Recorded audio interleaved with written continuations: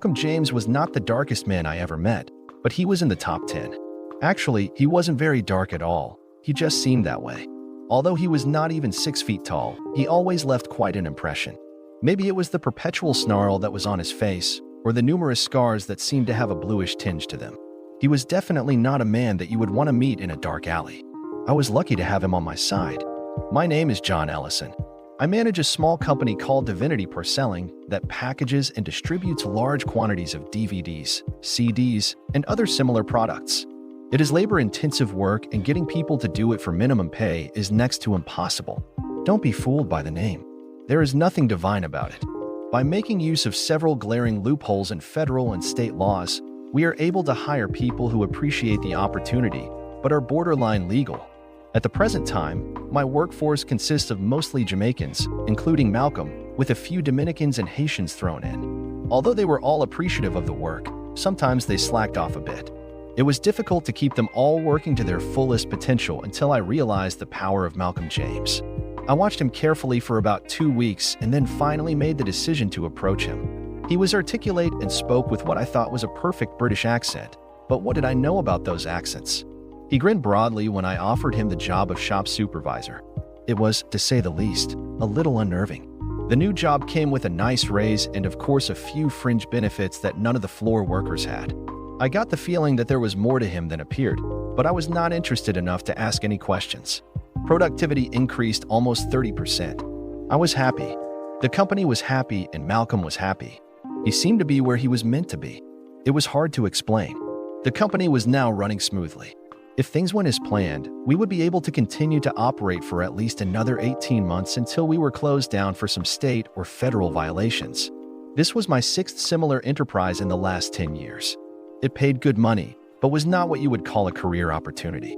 I stashed away as much as possible in anticipation of leaner times. The good thing was that I usually had another operation ready to go when one closed down. I don't really remember how I got into this line of work. I was never really a mainstream type of guy.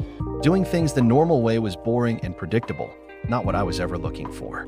My younger brother, Bobby, was just the opposite. The most important thing in his life was his union job with the local electric company. He always knew where and when his next paycheck was coming from, and he was comfortable with that. I was happy for him, but never envious. Bobby and I both married our high school sweethearts.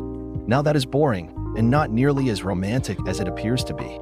Bobby and Cora had twin boys who just turned 16. My wife, Doreen, and I had a daughter, Ariel, who had just been accepted at Duke, and a 17-year-old son, Roger, who was trying everything that he could to get into a military academy.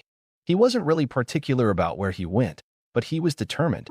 Cora worked at one of the local insurance claims companies. They processed claims for over 20 small insurance agencies in the tri-state area. Doreen was never interested in going to work, and I was happy with the way things were. We had enough to live on, and I felt that a comfortable, happy home life was more important to the family than extra money. And that was about it. Life was good in Pleasantville. It wasn't really Pleasantville, but I remembered the name from an old movie and always seemed to relate it to things that were perfect. Life was good, that is, until I decided to run down to the super mall and pick up a few office supplies. I had a girl to do that, but I was always looking for excuses to get out of the office. The shopping went quickly because I knew what I wanted before I even left the office. I don't usually browse. I grab what I need, pay, and go. The Keystone Mall was a 2-story behemoth with an open atrium in the middle. I guess it is an atrium, as I am not sure of the actual word for it. I was sitting at a table in the second-level food court overlooking the first floor when I saw Cora and Doreen coming down the center. Apparently, Cora had taken off work so that she and Doreen could do a little last-minute shopping prior to their mini-girl vacation. After much begging, pleading, and bribing Bobby, and I consented to let Cora and Doreen take a 5-day vacation to an all-exclusive resort in Jamaica, near Montego Bay. Bobby and I were not crazy about the idea, but finally agreed to it if they promised to stay at the resort and not wander about the island unescorted. They would be leaving in 2 days. I was just about to call out and wave to them when something stopped me. They paused in front of a Victoria's Secret shop, not a normal venue for either of them. I sat back down and quietly watched as they entered the store with little hesitation. Interesting. Quite interesting. I got a fresh cup of coffee and made myself as comfortable as I could in one of those crappy plastic chairs. It was at least 20 minutes later when they came out. I was not within hearing range, but I could easily tell that they were joking and giggling when they exited. Instead of leaving, they sat on the bench in front of the store. Each of them took some items from the Victoria's Secret bag and dropped them into a Walmart bag.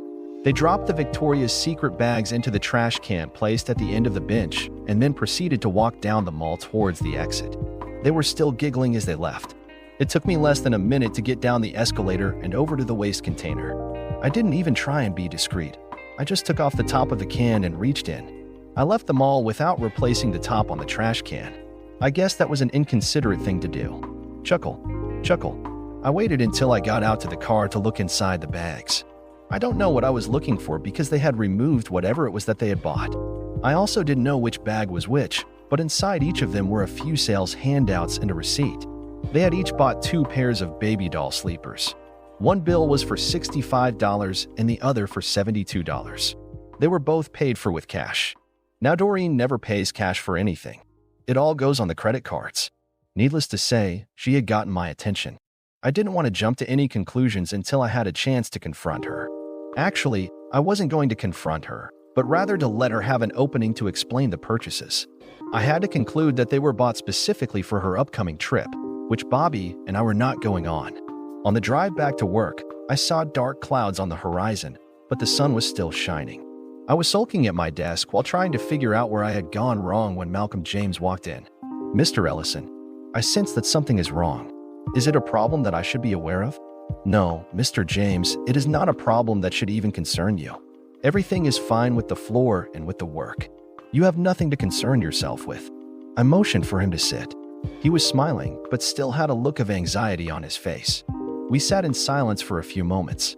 "Mr. James, where in Jamaica are you actually from?"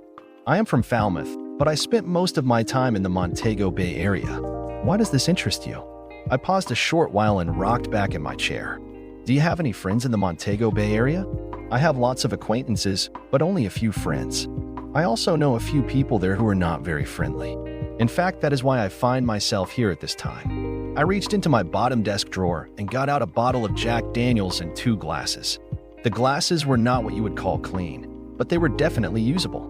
Malcolm James did not refuse when I pushed the filled glass in his direction. "Is it a money problem?" He sipped and smiled. "Yes.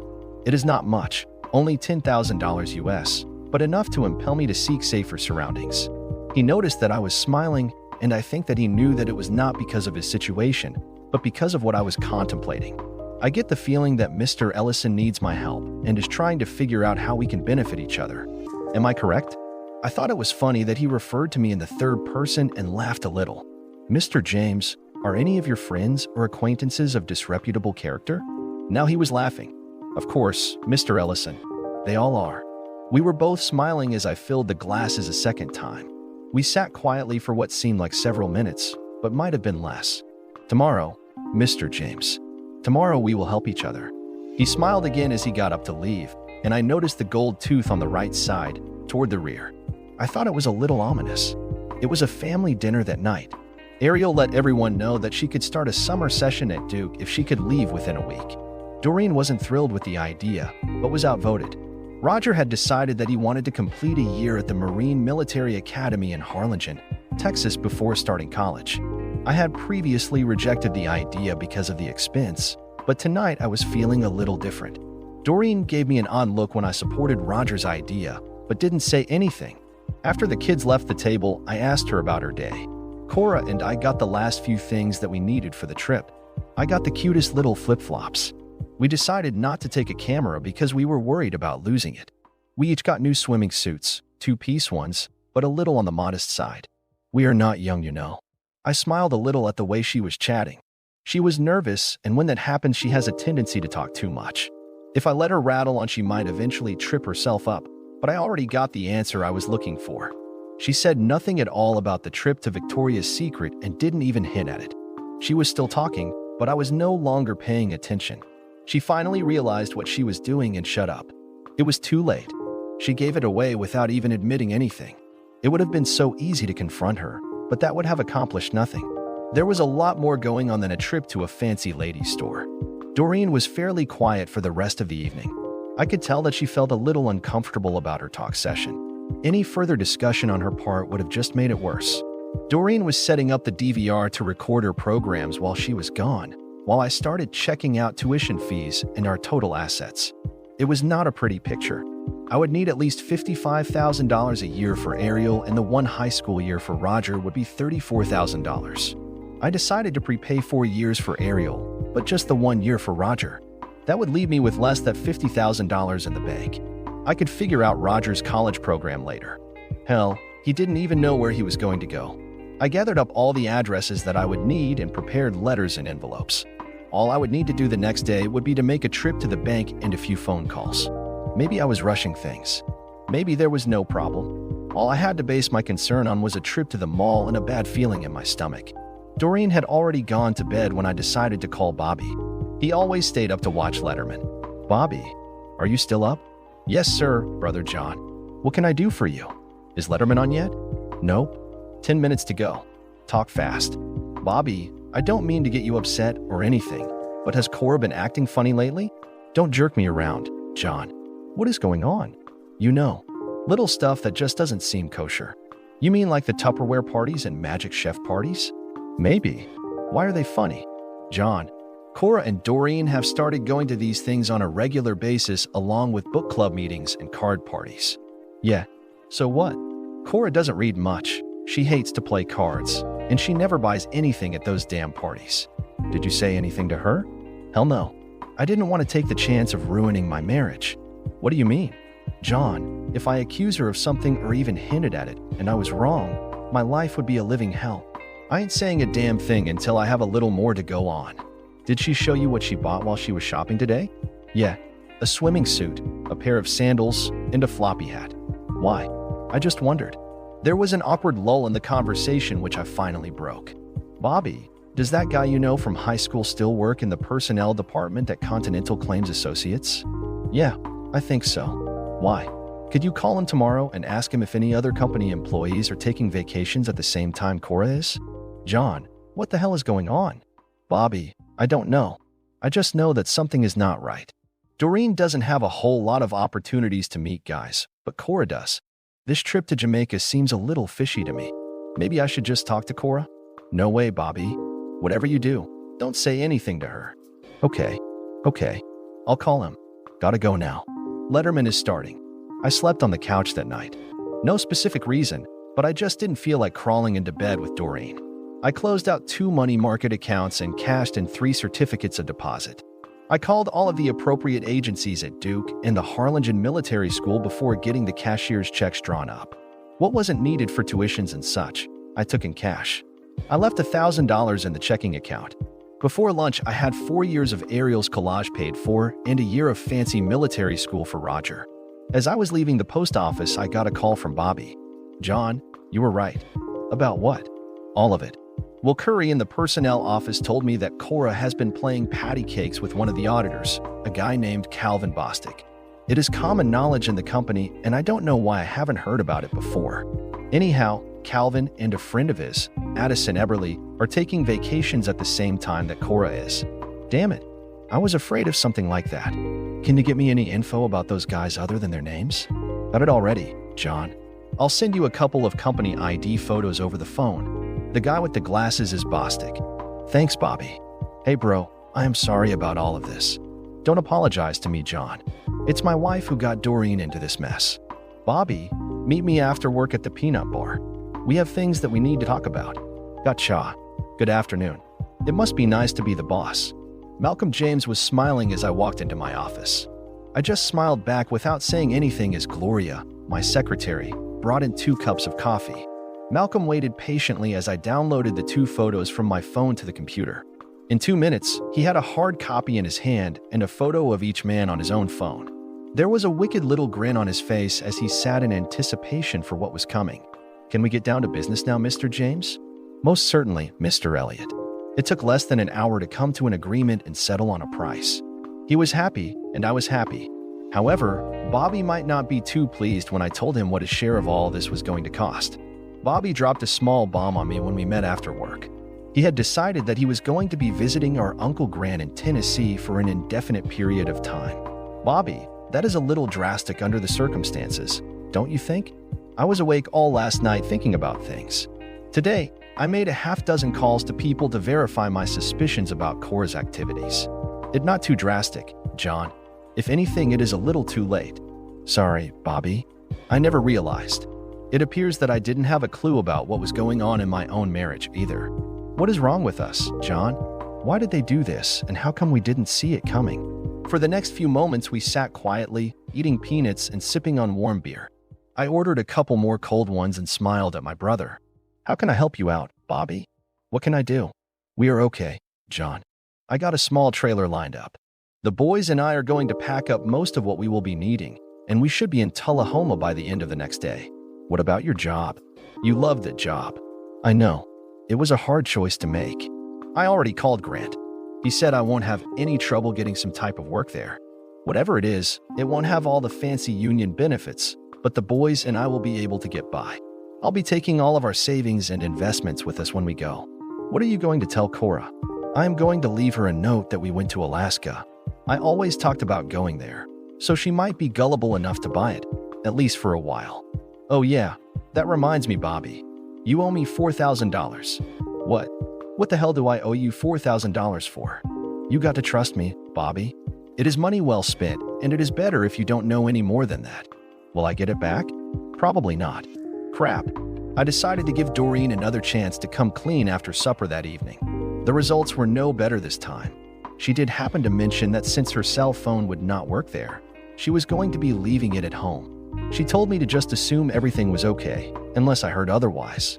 If there was a problem, she promised that she would find a way to let me know. Since Doreen was going to be spending the evening packing for her trip, I decided to take the kids out for a night of bowling. The suggestion was met with a lot of groans and eye-rolling, which stopped as soon as I shook my head and drew my finger across my lips. We did go to the bowling alley, but we never did bowl. It was not something that I wanted to do, but something that I had to do. At this point, I didn't actually know anything, but I did feel strong enough about what was going on to take action. I explained to the kids what was going on. Ariel seemed to understand, but Roger was not happy. Both of the kids were excited about the school preparations, especially Roger, who had no idea up to this point that I had set everything up. Ariel was ready to leave as soon as possible and was tickled pink when I told her she could take Doreen's Volvo. She was not expecting a car at all. I thought that it was the fair thing to do. Roger was going to be staying with my parents until arrangements could be made for him to go to Harlingen. He would probably still be here when Doreen returned from her vacation. We would just have to wait and see if that caused any problems. The kids would be able to store all of their personal belongings at my parents' place for as long as necessary. I was not sure what I would be doing. Bobby and I both arrived at the departure terminal at the same time. We didn't talk, but did nod to each other from 50 feet away. Cora and Doreen were laughing and giggling as they entered the facility together. They did remember to turn, wave, and smile at both of us before leaving the platform. Bobby and I did not smile back. When I arrived at work, I was greeted with a bevy of government cars and a few police units. This was a scenario that I had been through before, so I just tightened up my belt and walked in. Gloria was waiting for me with a smile on her face. She had also seen this before. The work floor was almost entirely empty. There were a few Haitians milling around, but there were no Jamaicans or Dominicans to be seen anywhere, which included Malcolm James. Gloria had already called the lawyers. I spent the next 30 minutes talking gibberish to several government suits, but was not able to determine if they were local, state, or federal. It didn't really matter. The legal beagles finally showed up and Gloria and I were able to slip away with no problem. We were having coffee at Starbucks when Bobby called. John, I just heard on the radio that the feds hit your place. What's going on? It okay, Bobby. The company has control over everything. Gloria and I are enjoying a hot cup right now. How about at your end? I took care of things at work and at the bank. The boys and I are going to be packing the rest of the day, and we will be leaving tomorrow morning. Sounds good, brother. Do you need anything? We are fine, John. By the way, I also saw a lawyer. The divorce paperwork has been started. Sorry to hear that, but I think we both know that it was coming. They are going to serve the papers the day she gets back. I will be long gone. I guess I will end up having to pick them both up at the airport when they get home. I'll just drop Cora off at the house. Is that okay? Sounds great to me. I guess they are there by now, all settled in their rooms. Are you sure that you don't want to let me in on what is going on? No way, brother. The less you know, the better. I don't think anything will happen until tomorrow. You can think about it while you are cruising down Route 81. No sooner had I hung up the phone when I got a call from Pierce Donovan, our division chief, and the man who sets up the new operations. Gloria and I were summoned to headquarters in King of Prussia the next morning. Gloria seemed happy about it, but I was having some reservations. I can't explain it because I really liked the job. I made arrangements to pick Gloria up the next morning and headed home. Ariel already had her car packed for her trip. I would have really liked to have been able to go with her, but she assured me that she was ready to take care of herself. Under the circumstances, I didn't argue with her. Most of her things were in cardboard boxes in the garage to go to my parents' place for storage. Roger was packing almost all of his things for storage. The military school would be providing him with everything that he needed. They better, for the price that they were charging. Dad was going to be driving him down so that he could visit a few old Air Force buddies in San Antonio. Mom was very adamant in begging out of that trip. I was proud of the way that the kids were handling things. They had a better idea about what they wanted to do than I did. I decided to stay with Mom while Dad was traveling. That meant that I had a lot of packing to do also. We did not receive a call from Doreen, and I hadn't really expected one. She had carefully set the stage by explaining that she would only call if there was a problem. The kids and I went to Cece's for pizza, and we picked up a couple of bundles of boxes and more packing tape on the way home. It was 2 in the morning before I had all of my things sorted and ready to go. Dad was coming over in the morning with his pickup to collect everything. It would probably take at least 3 trips. At least it would keep the kids busy while I was at work. The next company operation was going to be started up in Lancaster. The big wigs were a little disappointed when I declined this one. I did, however, recommend Gloria because she knew as much about running things as I did and she was ready to move up. As soon as we left the office, she was on the phone to her husband to relay the good news. It would almost double her salary. She was one happy girl. I had no idea what I would be doing. On the way home, I got a call from Bobby. He and the boys were just getting into Tennessee. He actually seemed happy. I felt good for him. The kids were staying with Mom and Dad, but I decided to stay one more night at the house to get all of the loose ends tightened up. I was just about finished for the evening when the phone rang. "Ah, Mr. Ellison. It is nice to see that you are home. Malcolm, my friend. Where the hell are you?" "I am home, of course. Taking care of business as you requested. And you have international calling with your cell phone?" "Of course. Everybody here does. I assume that you have good news for me?" It was a statement posed as a question. "Most certainly, sir. In fact, things went far easier than I had anticipated.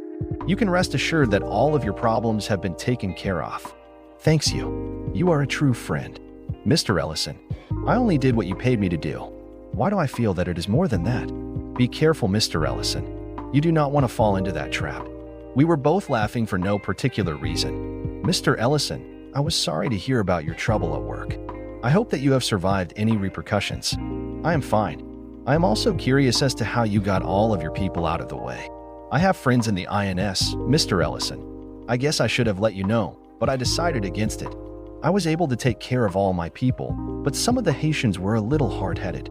I think it all worked out well." "What are your plans now?" "I think I will be taking a short break until I can get a few personal problems worked out." "Mr. Ellison, remember this number and stay in touch. I think I might have something that you will be interested in." "That would be nice. I'll plan to do that." I still had 2 more beers to finish up before getting some shut-eye. It would be 3 more days until Doreen and Cora returned from their vacation. After the first day, I found myself doing redundant things. I did stop and see a lawyer, Glenn Roast, to find out exactly what my obligations would be if I filed for a divorce. There wasn't enough money left to open up an offshore account or anything like that. I decided not to shut off the utilities. I was just not going to be paying for anything anymore. My credit rating was going to take a big hit, but I figured I could handle it. The next morning, Ariel left for North Carolina in her new Volvo. Her summer session would be starting in 10 days. Mom and Dad gave her a little nest egg to help her get settled in. Roger and Dad decided that they were going to take off the same day that Doreen was getting back. Roger wanted to avoid any unpleasant confrontations. I thought that this was a good idea. It appeared that they had a few stops planned on the way, including some Memphis barbecue and New Orleans gumbo. Everybody, except me, seemed to be happy. I was trying like hell not to wallow in my misery. The only thing that seemed to help was beer. Later that night, I got another call from Malcolm. Unfortunately, it was on my cell phone. "Mr. Ellison, is anything happening at your end?" "What do you mean?" The gentlemen in question have been missing for 2 days now, and the ladies have not notified the hotel personnel or the local police. Did they possibly report this to your local authorities there? Not that I know of. Why haven't they contacted any officials in the immediate area? My people tell me that they seem to be baffled or confused about what to do. They're definitely not having a good time. My guess is that they are afraid that if they draw attention to the situation, they will expose themselves as. I don't know what the proper term to use, Mr. Ellison. I don't want to offend you in any way. So they are doing nothing? It appears that they are constantly looking for the gentleman to show up and hoping that things will resolve themselves. I am afraid that they will be greatly disappointed. Mr. James, what are you suggesting that I do? As I see it, there is nothing that you can do. We have to wait for them to decide to report it, either here or back in the States when they return. That would be awkward. What local authorities would they go to report a crime that took place in Jamaica? Mr. Ellison, I believe that you have created quite a dilemma for your wife. I have a feeling that she wishes that she had never taken this trip. No matter what she does, she will be in trouble. I thank you for the call, Mr. James. I am going to sleep with a smile on my face tonight. I will call you if anything changes, Mr. Ellison. Morning brought a lot of anxiety. I didn't sleep as well as I thought I would. The first thing I did was make a quick call to Bobby to see if he had heard anything from Cora. He had no contact from his wife either. The trip for him and the boys went well, and they were all comfortably settled in. Before hanging up, Bobby mentioned that he was going to be turning off his cell phone for the next 2 weeks. He told me to call Grant's number if I had to get in touch with him. It was the longest day of my life. I checked and double-checked the house to make sure that I had taken care of everything. I went to see the lawyer again and filled out an information form so that I could file for the divorce with no problems at the appropriate time. I gave him a power of attorney to handle the separation and any other actions for me. Just on a whim, I gave him a hefty retainer for any possible future repercussions from the Jamaica fiasco. I was a little worried that I might have gone too far. On the drive back to my parents' home, I realized that none of the concerns that I had anything to do with my marriage. Sure, everything that I had done was a result of Doreen's infidelity, but the breakup did not actually seem to bother me. Somewhere along the line, I had resolved myself to accepting it. There was a bit of serenity that came with that realization. Knowing that the kids were not going to be suffering any great trauma made things a lot easier. I don't know why I didn't feel worse. I felt betrayed, but not humiliated. That was strange, because it was not what I had ever expected. Roger and Dad left with the rising sun. Roger got to drive the first leg of the trip. Mom insisted on packing a lunch for them, but I secretly think they were looking forward to a week or so of junk food. I had about 6 hours to kill before the plane arrived back from Jamaica. I got to spend some rare one-on-one time with Mom. She was supportive, but just to be on the safe side, she did not say anything against Doreen. They had actually gotten along fairly well over the years, and I think Mom was sad to see what had transpired.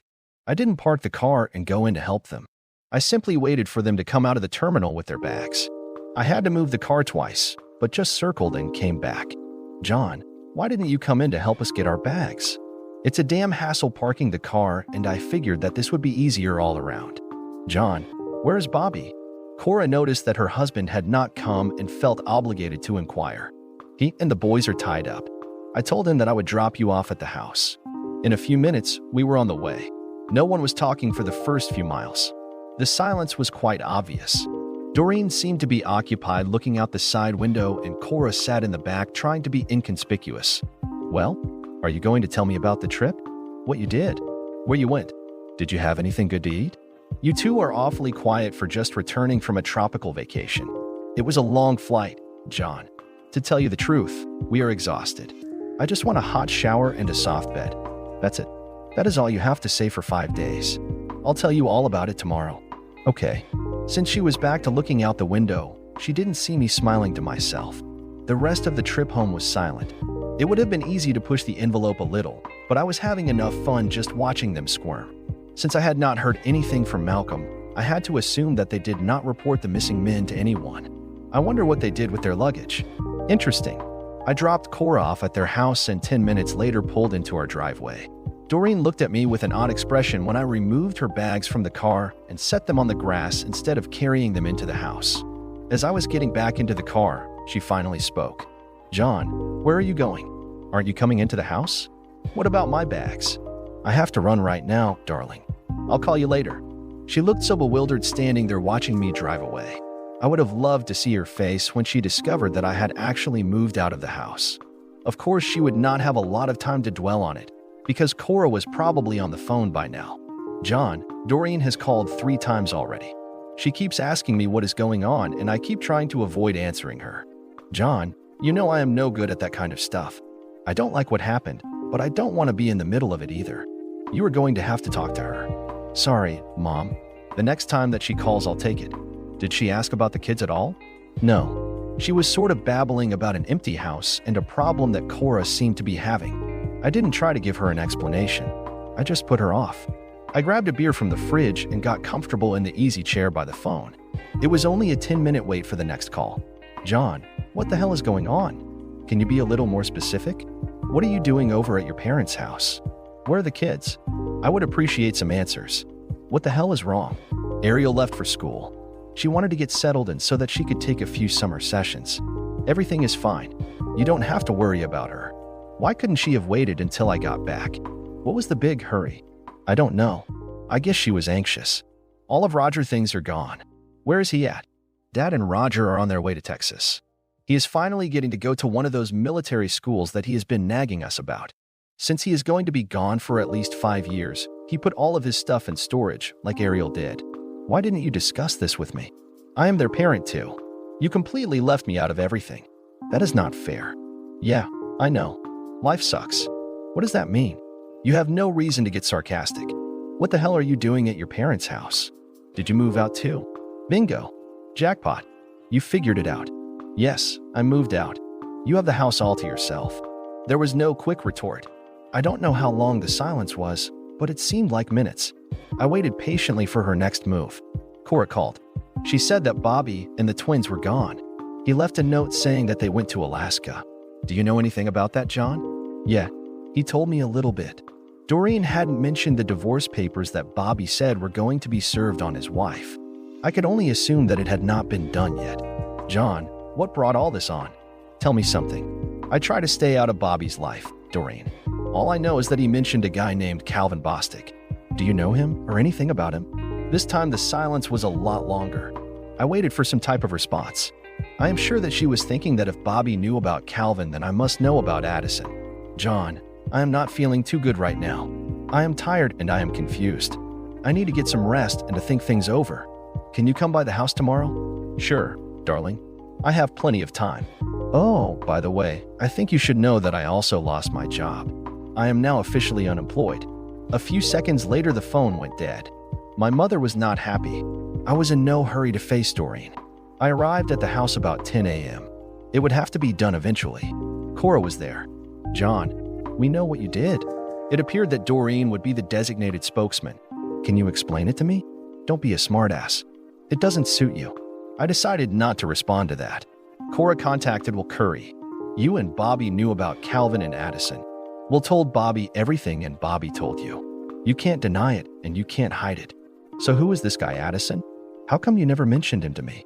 John, you were trying to be cute again. You know perfectly well who Addison is. You also knew that Calvin and Addison were going on the trip to Jamaica with Cora and I. Everything that she said was accurate, so I saw no reason to argue with her. Neither one of you made an attempt to stop us from going on that trip. You both knew that we were going to a tropical island with 2 men, and you did nothing to halt it. What kind of husbands react that way? It was like you didn't care. Things were getting humorous now. Doreen was carefully shifting the blame for the affair from the cheating wives to the indifferent husbands. She noticed me smiling and her tone immediately changed. It is not funny, you a-hole.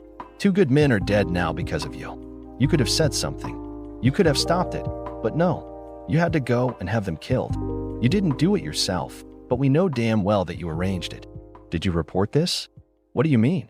When did you realize that they had been killed? Who did you notify? No one. We couldn't tell anybody. If we had, then you and Bobby would have discovered what we had done. We couldn't take the chance. So you left Jamaica without informing the authorities that the 2 men who were with you had been killed? I think somebody is going to be pissed. Both women just sat and stared at me. I was still smiling. So, my loving wife, what are you going to do now? We are going to the police station and report it. It has to be done. And pray tell me, just how are the local police going to handle a murder that happened in Jamaica? By the way, Do they have the bodies or the murder weapons? There are no bodies. You were too clever for that, weren't you? I don't know what I ever did to deserve this, Doreen, but you go to the police and tell them the whole thing. Make sure that the report shows exactly why the four of you went to Jamaica and what you were intending to do there. I'll need that information for the divorce action. You a-hole. Cora took advantage of my comment to chime in. Bobby had me served with papers last night. You knew that, didn't you? You were laughing to yourself all the way home from the airport, weren't you? Yeah, he did mention something like that before he left. I watched as Cora stormed out of the room. I couldn't tell if she was crying or just really pissed off. I stood up and walked towards the door. John, I am sorry. It wasn't supposed to turn out this way. Doreen's voice had softened. How was it supposed to turn out? I waited for a few moments and got no answer. Doreen, can you at least give me some sort of an explanation as to why you did this? I waited a few moments while she got her thoughts together. The kids were grown and you were working all the time. My life had become drab and uninteresting. Cora had had the same problem and she said that she solved it by making a few male friends outside of the house. A few male friends? Don't interrupt, John, or I won't be able to get through this. I decided that it was worth a chance, so I had her fix me up with Addison. So, was it worth it? I watched her squirm a little before answering. Actually, John, yes. It was worth it. It was fun and exciting. I can't lie to you. I enjoyed every minute. Up until I met Addison, you were the only guy that I had ever been with. I would never consider leaving you to be with him, but I always had a good time when the two of us were together. So, I was just a big joke? It wasn't like that, John. I was not trying to replace you or make fun of you. I was just attempting to make my life a little more interesting. I really didn't need to hear any more. I turned and walked out of the door. I went to Wendy's for lunch. It was just before noon the next day when Detective Daniel Green came to see me. He allowed me to drive my own car to the station. I think he did that so that he wouldn't have to drive me back. He did not seem too concerned about my showing up. We talked for 3 hours. I finally called Glenn Roast. He got everything settled so that I could leave, and he also got copies of Doreen's statement about the alleged murder. Her certified comments about the reason for the trip were going to be enough for the divorce papers. Detective Green seemed to be baffled. He said that he would have to contact the Montego Bay Police and Jamaican authorities before he could arrive at any course of action. I am totally ignorant about all the terms used to describe the different levels of killing someone and what proof is required for each one. He was trying to explain it to me, but I blocked it out. Late that night, I got another call from Malcolm James. It was short, very short. Tomorrow, Mr. Ellison. Tomorrow will be a glorious day. Tomorrow came and nothing happened till about 2 p.m. when I got a call from Detective Green. He was sort of laughing as he talked, which I found unnerving. Mr. Ellison, watch the 5 o'clock local news this evening and the 6 o'clock national news. I think that you will find it interesting. It was a short news blurb, but, as Detective Green said, interesting. 2 local men were found wandering nude down a dirt road in the hills about 60 miles south of Montego Bay, Jamaica. The men claimed that they had been kidnapped and held for ransom at a goat farm in the mountains. They managed to escape early this morning and make their way towards town where they were rescued. The national news was basically the same except it had pictures of the 2 men and mentioned their names. A short while later, I got another call from Detective Green. He asked me to come in the next morning so that we could discuss the circumstances surrounding the incident. I thought that was mighty generous of him. Mom thought the whole thing was hilarious, and I think she even winked at me. I slept well that night. As I went into Detective Green's office, I saw Doreen and Cora being escorted into the same interrogation room that I had previously been in. I am sure that they were going to have a lot of fun the rest of the day. Mr. Ellison, I am not sure that you are completely innocent concerning this affair, but I see your involvement from a far different perspective now. He was actually smiling when he said that. I couldn't help but return the expression. As I said before, I am completely innocent of anything to do with the disappearance of those 2 men. I thought he was going to burst out laughing, but instead he offered me a cup of coffee. It appears, Mr. Ellison, that Mr. Bostic and Mr. Eberly made a midnight excursion from their vacation compound to purchase a little local weed, ganja by name. 5 minutes after they left the hotel, they were kidnapped, tied up, and taken on an hour's drive over rough mountains roads. This is all their version, you understand. I sipped the hot coffee that one of the uniformed officers brought into the office and smiled with a little nod. Both men were stripped of all their clothing and locked in a goat pen that just happened to have bars on the doors and windows. The next morning, they were informed that a ransom demand for $10,000 US each had been delivered to the ladies that had accompanied them to the hotel. They would not be released until the ransom had been paid. Detective Green stopped for a moment and tasted some of the machine coffee. It sucked, but he seemed to be used to it. Detective Green, I don't believe that my wife or my sister-in-law had access to that kind of money. Apparently not. The following day, Mr. Bostic and Mr. Eberly were told that the ransom demand had been dropped to $5,000 each, and that this was presented to both Mrs. Ellisons. The coffee was actually tasting a little better by this time. The next day, the price was $1,000 each, and on the day that the ladies departed to come home, the price had been dropped to $1,000 for both men. I can only assume that the ransom was never paid. Oh, it gets better than that, Mr. Ellison. Much better. He motioned to silently inquire if I wanted more coffee, but I declined. That night, the men conveniently overheard their captors talking. Since the ransom had not been paid, the kidnappers decided that they were going to have to kill both of them in the morning. Luckily, they discovered that one of the windows in the hut was unlocked. I found it hard to control myself at that point, and my host was having the same difficulty. We managed to keep it down to muffled snickers. In a heroic effort, they broke free from their confinement and made a mad dash for freedom down the mountain, with no shoes and no clothes. I swear that if it had not been such a serious situation, both of us would have burst out laughing. We took a moment to contain ourselves, and then he started up again. Mr. Ellison, neither your wife nor your sister-in-law ever got a ransom demand. Now isn't that amazing? Is that a question or a comment? Now, both of us were actually laughing, but very quietly so as not to attract attention. Seriously though, Mr. Ellison, I am sure that you had some input into this entire fiasco. However, I don't see any reason for us to pursue anything at this end. Well, that is good news. Can I consider this case closed, or should I be prepared for something popping up in the future? It is closed as far as I am concerned. Your wife and sister-in-law, however, have a few more questions to answer about the charges that they made against you and your brother. Our legal people are reviewing their statements pretty closely, just in case. Doreen and Cora were still in the interrogation room as I left the building. My wife saw me as I walked by and tried to make some sort of gesture. I pretended that I didn't see her and kept walking. It was a front-page story in the local newspaper, and both Doreen and Cora were mentioned by name. I am sure that they will be getting a lot of questions about that from all of our friends and relatives. I stopped at a Taco Bell for lunch on the way home. That evening, I got another call from Malcolm. How are things at your end, Mr. Ellison? Couldn't be better, my friend. I am very impressed. Thank you. I always do my best, Mr. Ellison. A few days ago, I mentioned the possibility of a position here that might suit you. Do you think that you might be interested? I would be interested in discussing it. Fine. There will be a ticket waiting for you at the Jamaica Airlines counter tomorrow morning. Don't worry. It will be a round-trip ticket. Malcolm was laughing on the other end, a wicked little laugh. 6 weeks later, I was completely relocated to Falmouth, Jamaica. It appears that Malcolm James had many friends who had a lot of money that needed to be invested. They bought an all-inclusive resort facility that had come upon hard times. Since 90% of the clientele were from either North America or Europe, they wanted a man of my stature to be the responsible person of authority. Yes, I sold out. I was now in the position of posing as a front, or a shill, so to speak. Although I was required to actually set up and manage the facility, I still reported to a clandestine group who wished to avoid any and all publicity. I was well paid and well compensated. It was an interesting position. I had a lady working with me named Marja who was wanted by the Finnish authorities for the murder of her philandering husband. As long as she stayed in Jamaica, she was safe. She was in charge of all of the recreation, events, and advertising. Most of the other employees were locals, who for some reason seemed to have excellent work ethics. Many of them, I discovered, were hired by Malcolm James. Interesting. There were 3 different restaurants in the facility, and the prominent menu item at each of them was goat, in some fashion.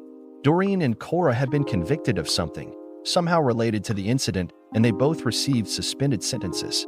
I never even found out what the exact charges were. I hear that Calvin Bostic and Addison Eberly both accused Doreen and Cora of refusing to pay their ransom. They never believed the story that no ransom demands were ever made. I think that those relationships died rather fast. 5 months after relocating, my divorce was finalized. Time passes rapidly when you are having fun. 2 years have gone by. Ariel is doing great at Duke, and Roger was now at Texas A&M on a full scholarship. Doreen keeps in touch with them 3 or 4 times a month by cell phone. Cora tracked Bobby down in Tennessee and had him served with papers to get custody of the twins. A week later, Bobby and the boys were in Alaska. Marja and I moved in together. There is an odd excitement about sleeping with a woman who murdered her husband. Sort of like bungee jumping. I had no further contact with Doreen until last week. Mr. Ellison, I have good news and I have bad news. Malcolm has turned into a big joker. I always have to be on my toes. Give me the bad news first. The Silver Star cruise ship arrived this morning and your wife is on board with a gentleman friend. A chill went up my spine. What is the good news? A big grin came across his face, big enough to show the demonic gold tooth. The Jamaican authorities had her name on a special list. Since we are now using passports for all Caribbean travel, it was easy to flag her arrival. And what exactly does this mean? The former Mrs. Ellison has been detained and charges are presently being prepared. It seems that her failure to report the kidnapping 3 years ago has been considered to be a criminal offense of some type. A lot of local officials were embarrassed by the whole situation and they seem more than eager to get a little payback. Damn, Malcolm. She didn't really do anything. I know that and you know that, but that doesn't make it go away. What is her travel companion doing to help her? Nothing. When the police explained to him what had happened, he couldn't get back on the ship fast enough. I think he is planning on flying home. Doreen ended up in Kingston and she was charged with several minor offenses. No suspended sentences here. Some low-level U.S. Embassy people tried to intervene, but it was to no avail. She was sent to Fort Augusta for 1 year. It wasn't fair, but it seemed to be out of my hands. It was 3 months until I got up the courage to go see her. Malcolm had arranged for the visit beforehand. John, what are you doing here? It is so good to see you. How did you find out about this? She looked a little thinner and gaunt. Perhaps it was the lack of makeup and grooming. Doreen, I live here now, on the north side of the island. I've known about your problem for a while now. What? Why didn't you do something? You must know somebody here that can help me. What would you want me to do? Get me out of here. Please. You can't imagine what this is like. I looked at her without speaking. I actually didn't know what to say. John, the guards are forcing me to provide favors for them. Favors? Sexual favors, John. I am being forced or coerced to provide the male guards with sexual favors. Do I have to be more explicit? No. I think I understand. I'll see what I can do. We spent the next 30 minutes talking about the kids and what they were doing. When I left, I promised her again that I would see if I could help her. I know that it doesn't all make sense. I should really be happy to see that the witch is being torched, but she was my wife for 20 years and she was the mother of my children. I explained the problem to Malcolm. He seemed a little confused at my concern for Doreen's well-being, but promised to take care of things. As if by magic, Doreen became off-limits to the guards and there would be no repercussions. I never verified this, but I had Malcolm's word and that was good enough. The processes were started to change her sentence to time served. 2 months later, I drove down to Kingston on the day that she was being released and scheduled to go home. As usual, some low-level embassy personnel were taking credit for getting her sentence commuted, but I knew better. I didn't get to talk to her, but we saw each other from afar. She was smiling, sort of, and wearing a powder blue maternity dress as she walked across the tarmac. Never saw her again, never intend to as well. Dear listeners, please share your thoughts in the comments section below, and don't forget to like, share, and subscribe.